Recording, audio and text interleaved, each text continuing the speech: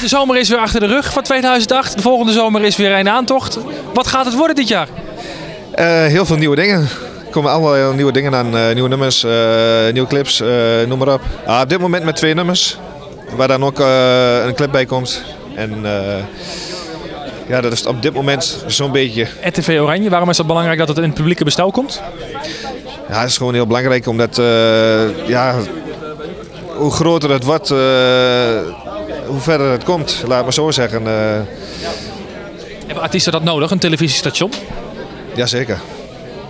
Op de radio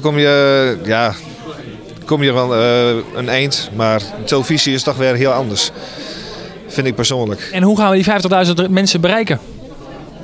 Nou, ik ga er sowieso aan meer werken, dus ik heb een hele stapel, dus dat gaan we allemaal uitdelen.